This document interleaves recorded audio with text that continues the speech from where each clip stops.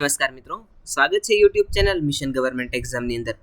જે વિદ્યાર્થી મિત્રોએ ટાટ હાયર સેકન્ડરીની પ્રિલિમ્સ પરીક્ષા પાસ કરી છે અને હવે જેઓ ટાટ હાયર સેકન્ડરી મેન્સ એક્ઝામની તૈયારી કરી રહ્યા છે તેમના માટે આજનો ખાસ નિબંધ મેક ઇન ઇન્ડિયા અભિયાન. તો શરૂ કરીએ આજનો નિબંધ. આત્મનિર્ભરતા એ રાષ્ટ્રની સાચી શક્તિ છે. જે દેશ પોતાનું બનાવે છે તે જ વિશ્વમાં આગવું સ્થાન બનાવે છે. આત્મનિર્ભરતા એ રાષ્ટ્રની સાચી શક્તિ છે. આજના વૈશ્વિક સ્પર્ધાના યુગમાં કોઈપણ દેશને મજબૂત બનવા માટે પોતાના સ્તરે ઉત્પાદન અને વિકાસ કરવાની ક્ષમતા હોવી અત્યંત જરૂરી છે. ભારત જેવા વિકસતા દેશ માટે આ વિચાર વધુ મહત્વનો બને છે. આ જ દ્રષ્ટિકોણને સાકાર કરવા માટે ભારત સરકારે મેક ઇન ઇન્ડિયા અભિયાન શરૂ કર્યું, જે દેશના ઔદ્યોગિક અને આર્થિક વિકાસ માટે એક માઇલસ્ટોન સાબિત થયું છે. મેક ઇન ઇન્ડિયા અભિયાનની શરૂઆત 25 સપ્ટેમ્બર 2014ના રોજ નરેન્દ્ર મોદી દ્વારા કરવામાં આવેલી હતી. આ અભિયાનનો મુખ્ય હેતુ ભારતને વૈશ્વિક ઉત્પાદન કેન્દ્ર તરીકે વિકસાવવાનો છે. તે માટે વિદેશી રોકાણ આકર્ષવું, સ્થાનિક ઉદ્યોગોને પ્રોત્સાહન આપવું અને નવા રોજગારના અવસર ઊભા કરવાનું મુખ્ય લક્ષ્ય રાખવામાં આવેલું છે. મેક ઇન ઇન્ડિયા માત્ર એક આર્થિક યોજના નથી, પરંતુ તે ભારતના સમૂહ વિકાસ માટેનું એક વિઝન છે. આ અભિયાન અંતર્ગત સરકારે 25 મુખ્ય ક્ષેત્રોને પ્રાથમિકતા આપી છે, જેમ કે automobile, textile, electronics, defence, pharmaceuticals, renewable energy વગેરે. આ ક્ષેત્રોમાં વિદેશી અને સ્થાનિક રોકાણ વધારવા માટે સરકારે નીતિગત સુધારા કર્યા છે. સરળ નિયમો, ઝડપી મંજૂરી પ્રક્રિયા અને ટેક્સમાં રાહતો જેવી સુવિધાઓ દ્વારા ઉદ્યોગપતિઓને પ્રોત્સાહિત કરવામાં આવ્યા છે. પરિણામે અનેક આંતરરાષ્ટ્રીય કંપનીઓએ ભારતમાં ઉત્પાદન એકમો સ્થાપિત કર્યા છે. મેક ઇન ઇન્ડિયા અભિયાનના કારણે ભારતમાં સ્ટાર્ટઅપ સંસ્કૃતિને પણ પ્રોત્સાહન મળ્યું છે. યુવાનો હવે માત્ર નોકરી શોધતા નથી, પરંતુ પોતાનું સ્ટાર્ટઅપ શરૂ કરીને અન્ય લોકોને રોજગારી આપી રહ્યા છે.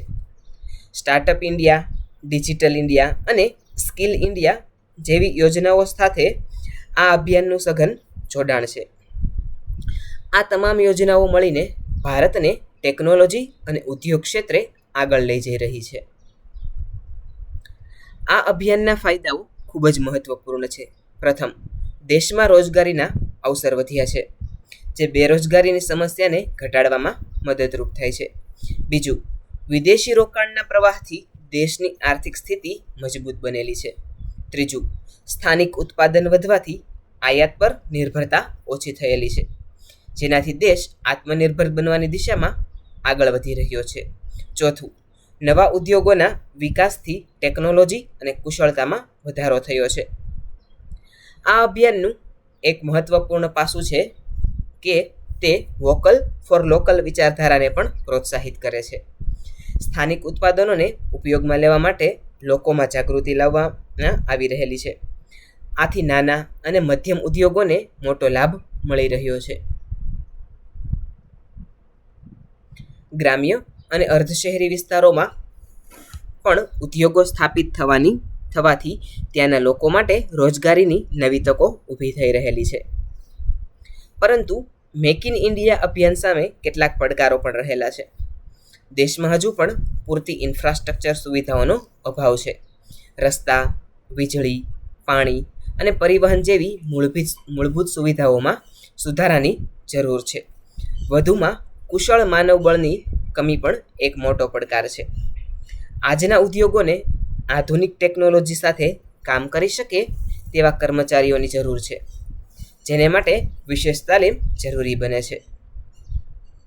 આ ઉપરાંત કેટલીક નીતિગત અડચણો અને બ્યુરોક્રેટિક પ્રક્રિયાઓ પણ ઉદ્યોગોના વિકાસમાં અવરોધ ઊભા કરે છે. જમીન અધિગ્રહણ, પર્યાવરણ સંબંધિત મંજૂરીઓ અને કાનૂની પ્રક્રિયાઓ ઘણીવાર લાંબી અને જટિલ હોય છે. આ સમસ્યાઓને દૂર કરવા માટે સરકાર સતત સુધારા લાવી રહી છે. આજના સમયમાં મેક ઇન ઇન્ડિયા અભિયાનને આત્મનિર્ભર ભારત અભિયાન સાથે પણ જોડવામાં આવ્યું છે. કોરોના મહામારી પછી દુનિયાએ સમજ્યું કે સ્વદેશી ઉત્પાદન અને આત્મનિર્ભરતા કેટલું મહત્વ ધરાવે છે. આ પરિસ્થિતિએ મેક ઇન ઇન્ડિયા અભિયાનને વધુ પ્રાસંગિક બનાવી દીધું છે. ભારત હવે માત્ર પોતાની જરૂરિયાતો પૂરી કરવા માટે નહીં, પરંતુ અન્ય દેશોને પણ ઉત્પાદન પૂરું પાડવા માટે તૈયાર થઈ રહ્યું છે. આગામી સમયમાં મેક ઇન ઇન્ડિયા અભિયાન ભારતને વૈશ્વિક સ્તરે મજબૂત સ્થાન અપાવશે. જો સરકાર યોગ્ય નીતિઓ અમલમાં મૂકે, ઉદ્યોગપતિઓ નવીનતા લાવે અને યુવાનો પોતાની કુશળતા વિકસાવે, તો ભારત વિશ્વના અગ્રણી ઉત્પાદન કેન્દ્ર તરીકે ઉભરી શકે છે. અંતમાં કહી શકાય કે મેક ઇન ઇન્ડિયા અભિયાન માત્ર એક આર્થિક યોજના નથી, પરંતુ તે ભારતના વિકાસનું એક શક્તિશાળી સ્વપ્ન છે. આ અભિયાન દેશને આત્મનિર્ભર, મજબૂત અને સમૃદ્ધ બનાવવાની દિશામાં આગળ ધપાવી રહ્યું છે. સૌના સંયુક્ત પ્રયાસોથી આ સ્વપ્ન નિશ્ચિતપણે સાકાર થશે. સપનાઓ ત્યારે જ સાકાર થાય છે જ્યારે તેને હકીકતમાં બદલવાની હિંમત હોય. તો વિદ્યાર્થી મિત્રો, આજનો વિડીયો આપને કેવો લાગ્યો છે એ નીચે કોમેન્ટ સેક્શનમાં જરૂરથી જણાવજો. નીચે કોમેન્ટ સેક્શનમાં એ પણ જણાવજો કે આગળનો વિડીયો તમારે કયા પ્રકારનો જોવો છે. ટાટ હાયર સેકન્ડરી મેઇન્સની પરીક્ષા માટેનો કયા પ્રકારનો વિડીયો તમે જોવા માંગો છો તે નીચે કોમેન્ટ સેક્શનમાં જરૂરથી જણાવજો. આવા જ એક નવા વિડીયો સાથે આવતીકાલે ફરીથી મળીશું. Thanks for watching.